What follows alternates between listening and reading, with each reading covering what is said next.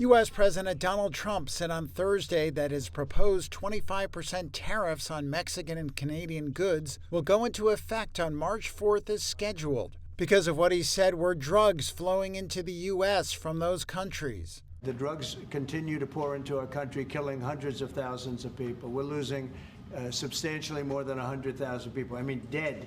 They're dead. The families are destroyed after that happens. Trump also said he would impose an additional 10% duty on Chinese goods on that day. It's 10 plus 10.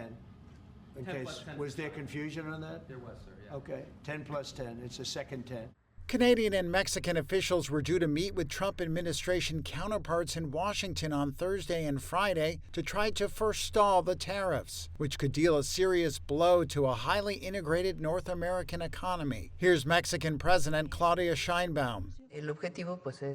The goal is to protect the trade treaty between Mexico, the U.S., and Canada, and within this frame, see what actions to take to strengthen the three economies. So Mexican ministers in Washington have studied the matters thoroughly, and there have been previous discussions. So I hope we can reach an agreement, and on March 4th we can announce another thing. Meanwhile, Canadian Prime Minister Justin Trudeau said his country will have an immediate and extremely strong response if the U.S. imposes tariffs next week. We will continue to do that work and do everything necessary to avoid these tariffs coming in. But like I said, if on Tuesday there are unjustified tariffs brought in on Canada, we will have an immediate and extremely strong response, as Canadians expect.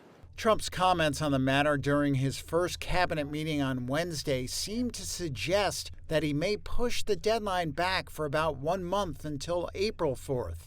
Comments from Trump administration officials indicated that the April deadline was for Trump's reciprocal tariffs, matching import duty rates of other countries and offsetting their other restrictions. Beijing, in a letter to U.S. Trade Representative Jamieson Greer, said China and the United States should address concerns in economic and trade fields through equal dialogue and consultation.